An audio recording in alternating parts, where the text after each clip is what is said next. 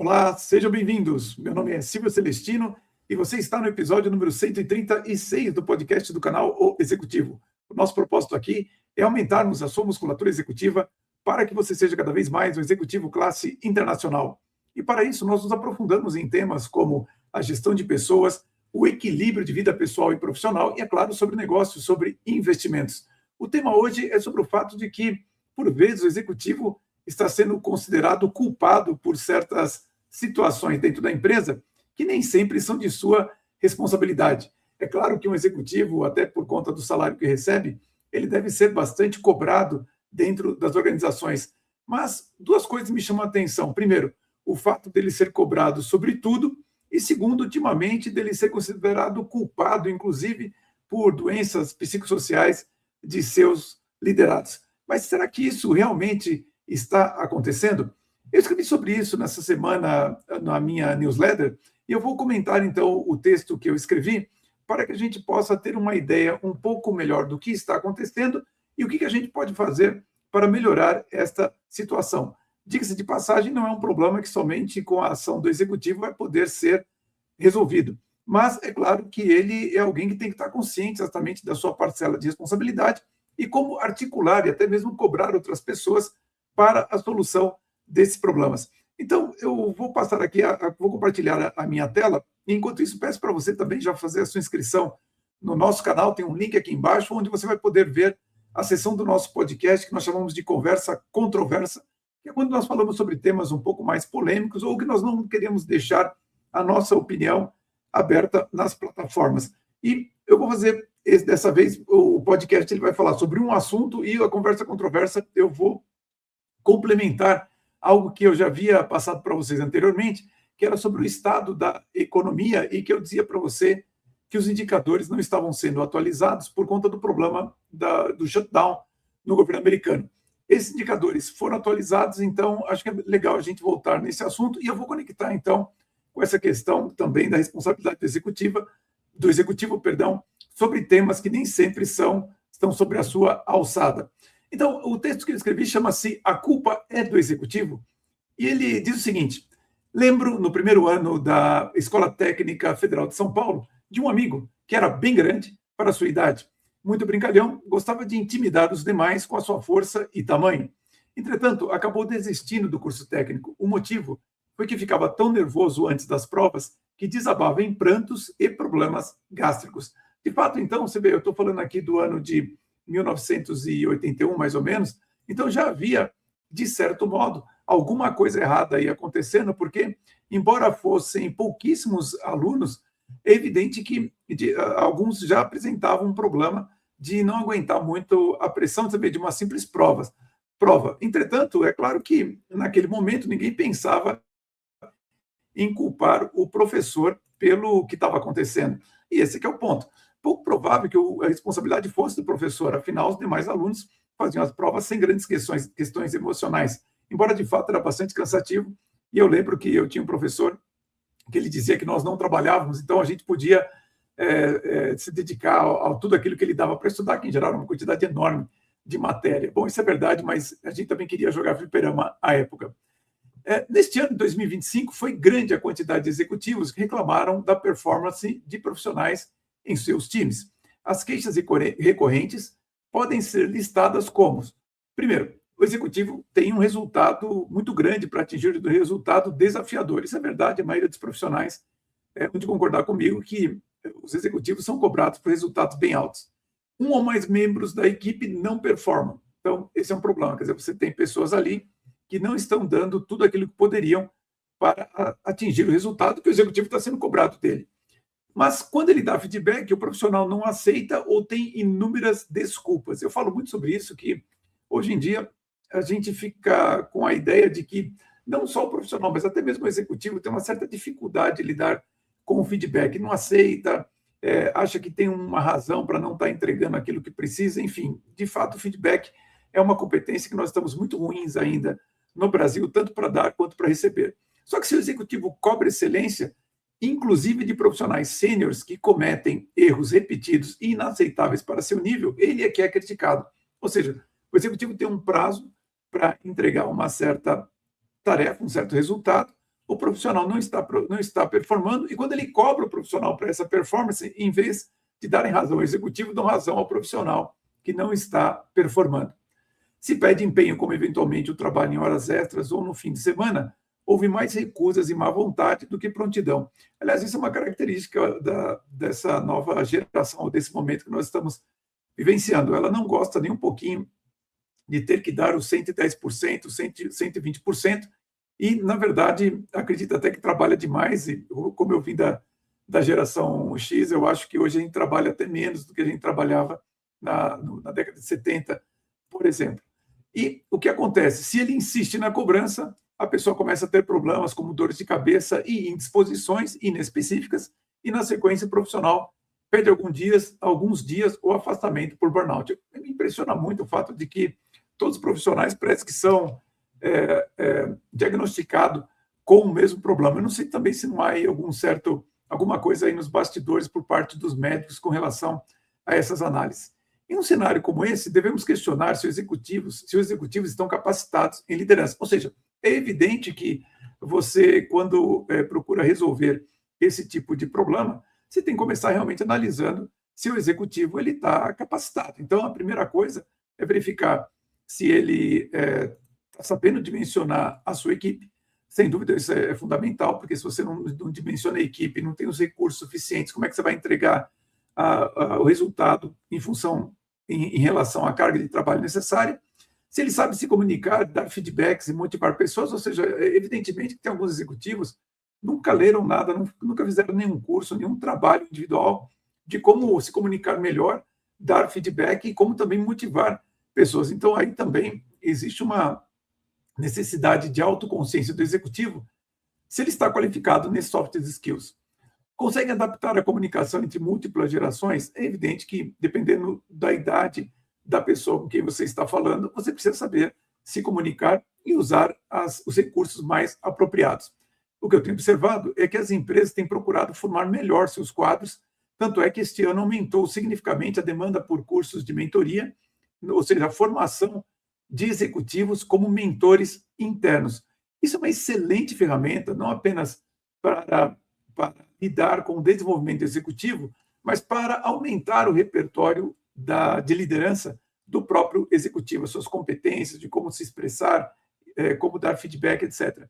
Mas, se o executivo está sendo melhor formado, qual é o papel do profissional? Bom, aí a gente precisa fazer um pouco de um histórico aqui, né? Em primeiro lugar, é importante salientar que existe uma escassez de bons profissionais para as empresas.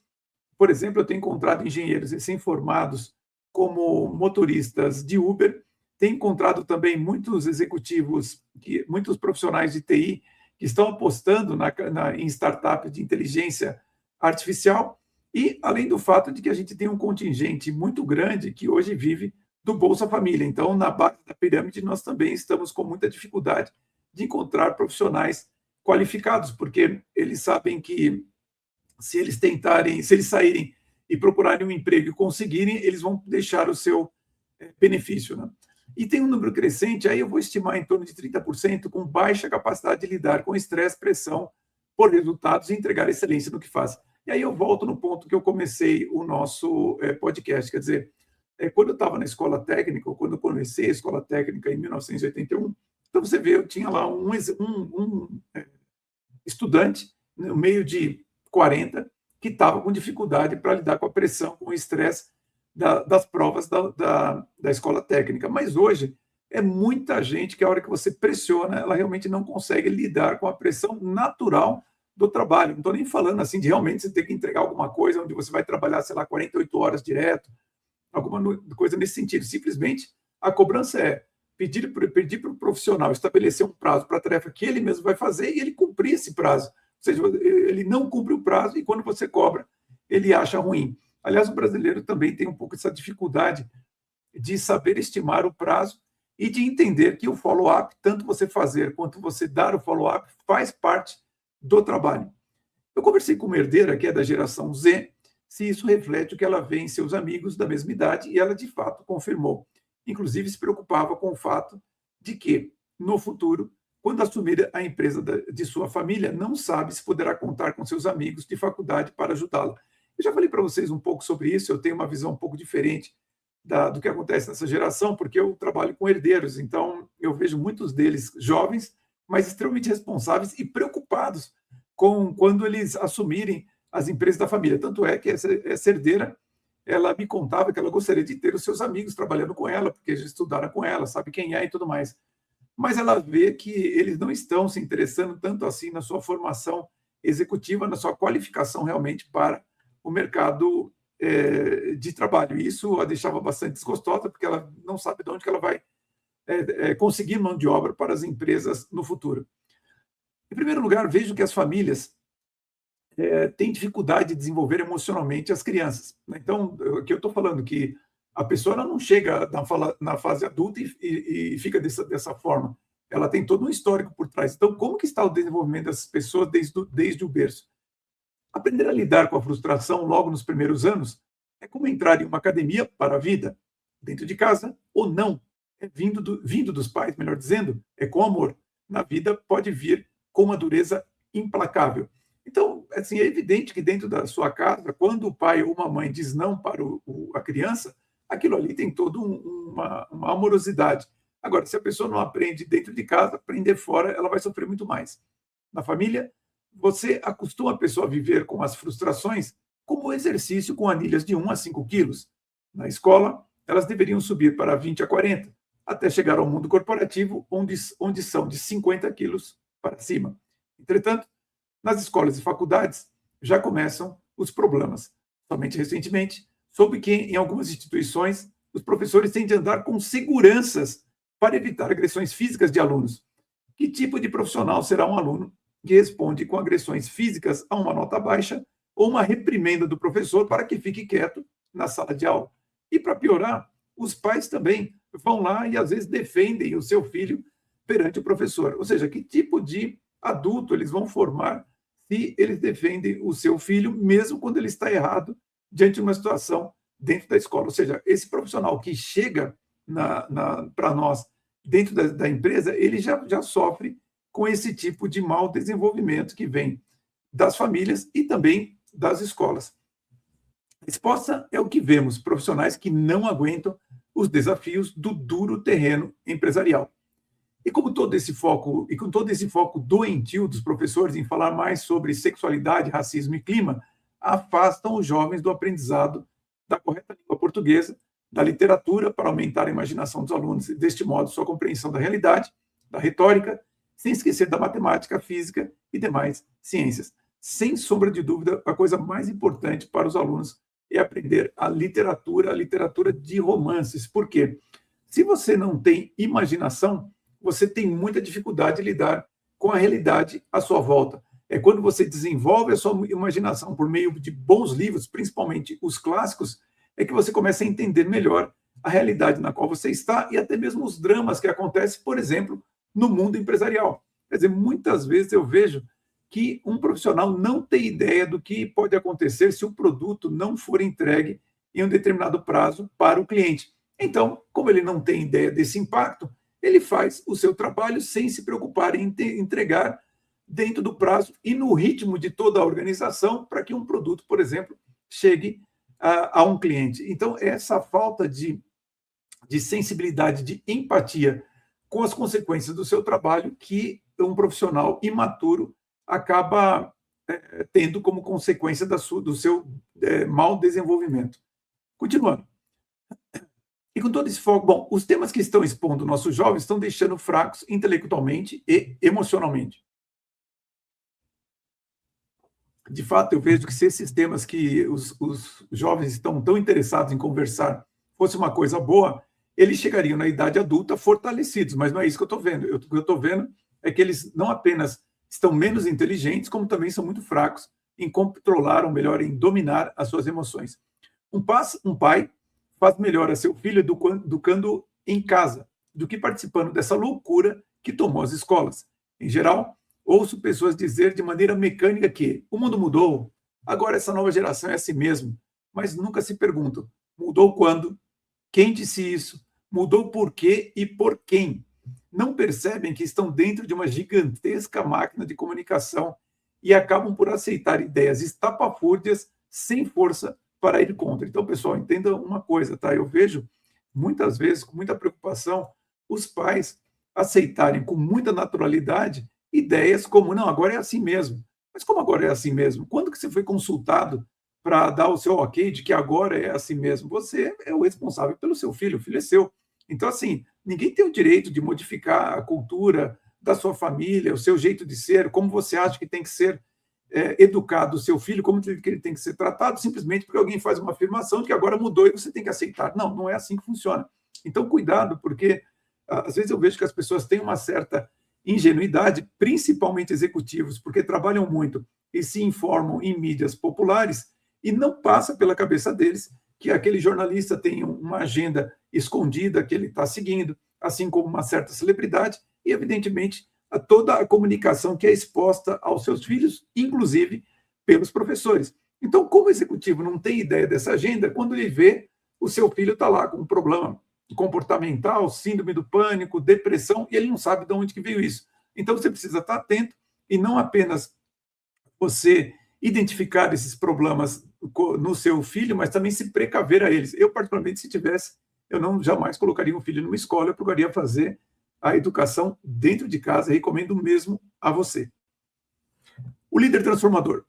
Por isso, os líderes, inclusive das famílias, precisam aplicar o conceito de liderança transformadora, que diz que o líder transformador é aquele que percebe as transformações à sua volta, as estuda com profundidade e as classifica entre aquelas que vai aceitar e as que vai rejeitar, e altera a sua liderança em acordo com elas, auxiliando outros a se transformarem em líderes também. Quando eu falei sobre esse conceito da liderança transformadora, eu nunca imaginei que as pessoas não percebessem o que está por trás disso, mas o que ocorre é o seguinte, você muitas vezes não vai ter condições de ir contra as transformações que o mundo está impondo. Então, assim, mas você, antes de aceitá-la, você vai ter que estudar se elas são positivas ou não para você, se elas são boas ou não, inclusive para a sociedade e para os seus filhos, por que não? E o que acontece é o seguinte, dentro das empresas, na sua posição executiva, em muitas ocasiões, você não vai conseguir se opor àquilo, no sentido, bom, não vamos fazer o que está sendo pedido. Você vai ter que implementar aquela mudança que está sendo pedida. Entretanto, quando você percebe que essa transformação é algo que não é boa, e você sabe que aquilo ali vai ser revertido em algum momento. Então, é por isso que você tem que estar preparado, ao mesmo tempo que você está fazendo as coisas ali, você já tem que ficar preparado para saber que aquilo vai ser revertido. E é claro, por isso que quando eu vi toda essa forma, não é a ideia, mas a forma como a ideia estava sendo colocada dentro das empresas de diversidade, equidade, igualdade, eu falei, bom, isso aí não se aplica no Brasil, esse conceito está sendo colocado de uma forma inadequada, porque vem de culturas europeias e americanas e não se aplica à cultura brasileira. Entretanto, eu sabia que em uma multinacional, em empresas grandes, seria colocado de qualquer forma. Quando veio, mas eu preparei, inclusive, alguns executivos dizendo, olha, você se prepara, porque em algum momento o pêndulo vai voltar. Eu espero que não volte de maneira muito dura, mas acabou acontecendo com a volta do Trump, que tirou todas as políticas do governo americano. As empresas que atendem ao governo também estão tirando isso, e aqui no Brasil, em algum momento, isso também vai ser modificado. O Brasil realmente não precisa da política como é colocada para as empresas em outras culturas, a gente precisa fazer uma adequação disso, porque a nossa cultura é muito mais aberta à diversidade do que outras, e, portanto, não há necessidade de algo tão específico, duro, regrado, como é feito hoje, que tira muito da naturalidade da cultura brasileira. Muito bem. O líder transformador, portanto, ele é um educador. É aí que vai o ponto, né? Quer dizer, eu pensei que as pessoas entendessem que o líder que transforma outros em novos líderes são também educadores, ou seja, a essência da liderança transformadora é educação. E educar demora muito tempo. Por isso que você precisa ser muito paciente, conseguir repetir as informações, as ideias que você quer que os líderes abaixo de você compreendam e apliquem, e você tem uma paciência muito grande com tudo isso. Estamos dentro de um sistema muito forte que procura por meios de comunicação maciça, por meio de uma comunicação maciça, melhor dizendo, alterar nossa cultura e valores que são imutáveis de nossa civilização, não devemos lutar contra ele ou tentar mudá-lo. A ação mais eficaz é você criar seu próprio sistema e viver nele. Criar seu próprio sistema significa você não se alimentar das ideias que vêm, por exemplo, das fontes de notícias populares. Ou seja, você procurar ou ver outras fontes de notícia, hoje em dia com a rede social, se conectar a pessoas que são de um nível mais elevado e que procuram transmitir ideias que, mesmo que sejam contrárias ao mainstream, são mais normais e naturais para a nossa cultura, para a nossa civilização. É deste modo que pais e professores bem-intencionados conseguem fazer a diferença. Mas o fato é que, no mundo empresarial, recebemos as pessoas oriundas deste quadro complexo e que irá demorar para melhorar. Então, aí que está o ponto. Não adianta a gente cobrar tanto assim o executivo, porque até que venham melhores profissionais vai demorar um bocado. É evidente que o executivo, mesmo bem preparado para a função, acaba não tendo material humano em quantidade suficiente para desenvolver profissionais de excelência e novas lideranças classe internacional. Não é de se estranhar o aumento de diretores gerentes estressados com a equipe que possuem. Portanto, é importante que tenham o apoio necessário para a sua gestão. Então, esse é um ponto fundamental que eu vejo. Quer dizer, todo mundo fica cobrando do executivo resultados e que ele faça isso dentro de um compliance, dentro de uma série de coisas, e sem estressar a equipe. Quer dizer, todo mundo quer que ele faça isso, mas e o apoio para que ele seja capaz de fazer? No início do ano, 2 diretoras reclamaram para mim do mesmo problema. Uma delas pediu autorização ao presidente para demitir 30% do seu time. Essa diretora disse, olha, o time não performa, e ela me falava muito aquilo que eu coloquei no início do texto, quer dizer, não performa, a hora que eu pressiono, a pessoa fica cheia de problemas, aí de repente ela pede um afastamento e aí diz que está com burnout. Outra diretora não sabia mais o que fazer para um certo profissional performar, pois ele sempre acabava por reclamar da pressão e pedir afastamento por burnout. No mesmo time, havia profissionais que fingiam trabalhar à noite somente para tirarem a sexta-feira off, sem pedir autorização. Isso aqui também é um problema do nosso tempo, né? Ninguém mais quer obedecer à autoridade. Então, como tem a ideia de que você pode tirar eventualmente uma sexta-feira off, o próprio profissional decide. Então, ele faz ali um e-mail à noite e tal, dá uma disfarçada, finge que está trabalhando de noite. E quando chega sexta-feira, fala, olha, como eu trabalhei na quarta e na quinta até 11 horas ali, você viu, inclusive, pelo e-mail, na sexta-feira eu não vou trabalhar. Quer dizer, é uma malandragem sem fim. Mas o que conectava ambas em empresas diferentes é que o RH acreditava mais nos profissionais do que nas executivas. Isto é, diziam que o problema estava nelas e não nos membros da equipe. Isso é algo preocupante. Os executivos estão cada vez mais estressados, não apenas com os desafios do negócio, mas com a equipe. Mas o RH aumenta o estresse porque eles não estão isentos na avaliação do contexto. O resultado é que as decisões de demissão e substituição de profissionais estão se tornando cada vez mais um fator a desgastar os líderes em um momento de contração econômica. Neste caso, o mais recomendável é burocratizar o diálogo com os profissionais, registrando suas ações e reações para poder mostrar ao RH evidências de que está utilizando as melhores práticas de gestão e que são os profissionais que não estão correspondendo. E os RHs precisam estar atentos, não apenas ao estresse dos profissionais, mas também dos executivos, e que eles estão sob uma pressão por resultados com equipes cada vez menos qualificadas. Então, a situação que eu vejo é exatamente essa. Como eu disse, executivos pressionados, tendo que também passar essa pressão para a equipe, aquilo que cabe, quer dizer, simplesmente cobrar o prazo, determinar um prazo e cobrar aquilo que foi determinado. E aí, na hora que a equipe não dá o resultado, ele pressiona a equipe hispana e vai reclamar para o RH. O RH, em vez de ver o contexto com o executivo, ela acaba achando que o problema é o executivo e não está com o profissional. Ou seja, é claro que cada situação ela é singular, mas você sempre partir da premissa que é o executivo que está pressionando muito e não que é o profissional que está com problemas, faz com que o executivo tenha que, além de lidar com o resultado, com o estresse de não ter um profissional performando, e provavelmente ele vai ter que sair por causa de burnout ou de alguma outra indisposição, ele ainda tem que provar para o RH que o problema não é com ele. Imagine isso quando nós tivermos aprovado a implantação, ou melhor, quando for implantada a NR1 de doenças psicossociais. Quer dizer, o coitado do executivo vai ter que ter um baita trabalho para convencer o RH de que o problema não está com ele. Então, o que eu acho que está faltando aí para o RH, que foi o que eu coloquei agora aqui no texto, é ter uma visão um pouco mais isenta para entender exatamente o que é um problema do executivo que não está liderando como deveria, o que é problema do profissional com relação ao que ele tem que desenvolver na empresa e o que é problema particular dele que ele está trazendo para a empresa, que está deixando influenciar. Então, isso é fundamental que os RHs prestem atenção nisso, porque realmente com essa legislação, que eu considero que nem deveria existir, mas isso é um papo para conversa controversa, quando ela for implementada. Outra coisa importante, o RH precisa parar de focar essas ideias que vêm do Fórum Econômico Mundial e da ONU, que, em geral, tem muito pouca conexão com a cultura brasileira. Entende o seguinte, a ONU e o Fórum Econômico Mundial não são nossos amigos. Então, assim, o RH ele precisa, no mínimo, se contrapor a essas ideias, explicando para o executivo principal da empresa ou para a matriz que essas ideias não se aplicam no Brasil do jeito que elas estão sendo propagadas em outros lugares do mundo e fazer o que for necessário para ou descartá-las ou implementá-las com a adequação à nossa cultura, à nossa civilização.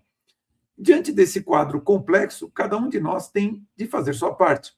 Considere como possibilidade alguns caminhos. Primeiro, pessoal, vamos ser responsáveis na hora de formar uma família e de mantê-la. Ela é a célula da civilização. E se a família está com problemas, a civilização sofre. Então, vamos procurar olhar como eram nossos pais, nossos avós, como que era a formação de uma família e vamos procurar copiar aquilo que funcionava e entender que o que está sendo colocado hoje talvez não seja a melhor alternativa.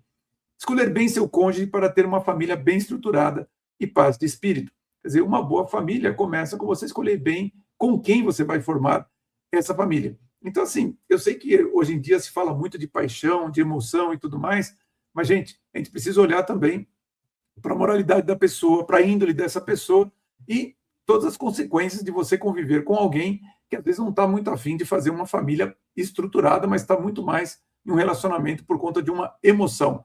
E toda emoção, pessoal, uma hora acaba.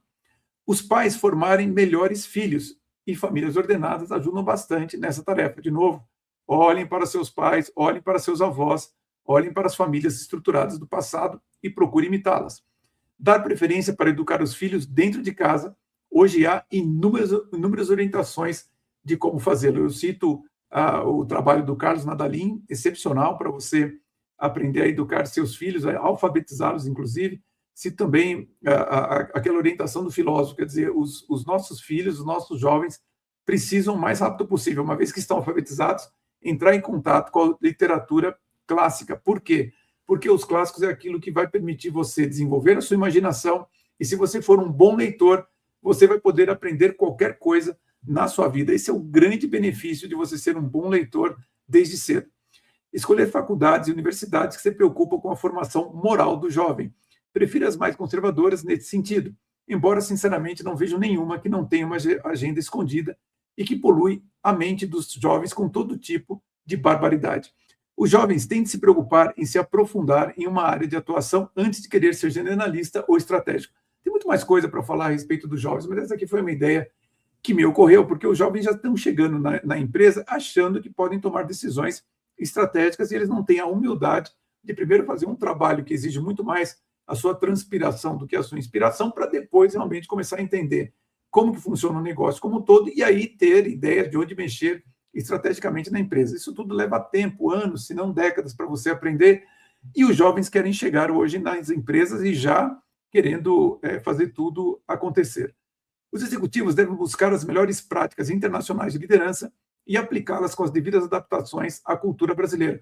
Eu tenho visto isso acontecer não só nos executivos, mas também nos líderes empresariais. Eu tenho visto muito empresário hoje indo para o banco de universidades, estudando um pouco mais sobre liderança, contratando mentores, coaches. Então, isso está sendo um momento, para mim, bastante interessante, mais do que isso, muito promissor.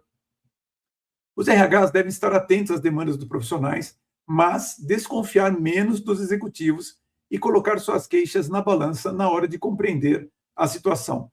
Trabalhar em parceria, evitar julgamentos prévios. Quer dizer, isso é fundamental, né? O RH, ele é o parceiro do executivo, ele não é o julgador e não é uma pessoa que tem que fazer uma avaliação, né, moral do que está acontecendo. Ele tem que olhar com sobriedade, acima de tudo, sem viés, para a situação, para o contexto e apoiar o executivo. É evidente que se houver algum problema realmente na formação do executivo, você tem que contratar cursos, palestras, workshops, coaching, mentores, sem sombra de dúvida. Mas cuidado, porque hoje o que eu tenho visto é que o RH está vendo com desconfiança o executivo e isso não está ajudando a situação. Finalizando, não existe uma fórmula mágica para resolver os complexos problemas em um país que o país se meteu e que acabam por impactar as lideranças executivas e empresariais. Não há chute que valha 7 gols. Portanto, se você está perdendo de 7-1, terá de admitir a derrota, entender a situação, se preparar melhor, trocar as peças do time ou o treinador e trabalhar duro e por muito tempo. Então, pessoal, é o seguinte, nós estamos nesse contexto onde a gente tem fomentado ideias, principalmente mais de esquerda, progressistas, comunistas, por mais de 60 anos no Brasil. Então, é claro que hoje, depois de 60 anos com essas ideias muito ruins, é claro que o Brasil está totalmente detonado. Então, assim, vai demorar muito tempo para a gente começar de novo a formar pessoas que tenham ideias um pouco mais normais, mais equilibradas, para a gente poder ter de novo o país na mão. A gente não vai conseguir ver isso em curto prazo. Mas, se ninguém tomar passo na direção do propósito de melhorar as coisas, continuaremos rumo ao abismo. E quando estamos diante do abismo, evoluir significa engatar a ré. Talvez seja esse passo em direção ao que funcionou no passado que esteja faltando. Não para jogar fora toda a modernidade na lata do lixo, mas ficar somente com o que é saudável e recuperar o que jamais deveríamos ter abandonado. Conte comigo para isso e vamos em frente. Então, o que eu vejo que acontece é exatamente isso. Quer dizer, as pessoas, num afã de não vamos mudar, vamos ser mais modernos, e agora as coisas são diferentes, acabam absorvendo e implementando ideias que não são realmente saudáveis. É só esse o ponto. Então, assim, eu não acho que todas as ideias da modernidade sejam ruins, mas boa parte delas estão causando prejuízos, você vê, para os nossos jovens e fazendo com que as pessoas realmente não estejam mais sendo capazes de pensar, de analisar realmente algo, de tomar uma decisão. Se fala tanto em análise crítica, eu não vejo isso. Eu acho que o mais importante que nós precisamos é conhecimento, e é isso que tem faltado, não apenas para os executivos, mas também para os profissionais. Ou seja, a gente vê muito nas escolas as pessoas falarem de que temos que ter uma visão crítica e tudo mais. Entretanto, a visão crítica está para o conhecimento, mais ou menos como o suco gástrico está para a digestão.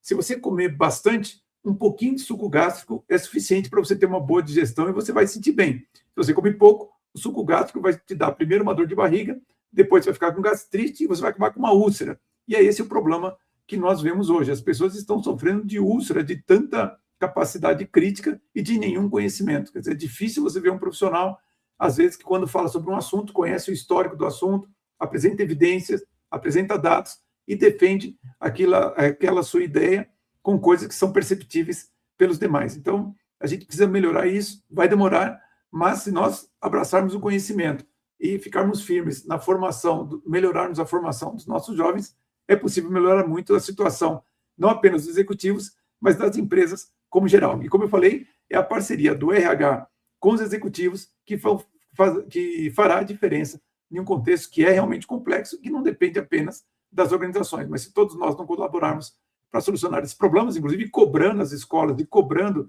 as universidades para que formem melhores profissionais, não apenas em termos de conhecimento, mas em termos comportamentais, em termos morais, dificilmente a gente vai resolver esse problema. Então, acho que é um trabalho em conjunto que exige a participação de todos. Acima de tudo, a culpa não é só do executivo, a culpa realmente, ou a responsabilidade, melhor dizendo, é de todos nós, e todos nós devemos contribuir para que a situação melhore. Bom, eu vou agora, primeiro fazer mais uma vez um convite a você para se inscrever na nossa Conversa Controversa. Vou fechar o sinal agora para que a gente possa falar de como está o estado da economia e também vou aproveitar e falar mais um pouquinho sobre essa questão do que está acontecendo na formação dos nossos jovens e que eu acho que a gente precisa melhorar. Então, fica o meu convite para você se inscrever, tem um link aqui embaixo. E para você que nos acompanhou até agora, meu muito obrigado pela sua audiência. Lembre-se que o nosso propósito é sempre aumentar a sua musculatura executiva para que você seja um executivo classe internacional. Um grande abraço a todos e vamos em frente. E agora, na conversa controversa, eu começo respondendo a questão de que se os indicadores que eu mostrei há uns 3 ou 4 episódios atrás, eles pioraram ou melhoraram, e se estamos realmente rumando para uma recessão econômica.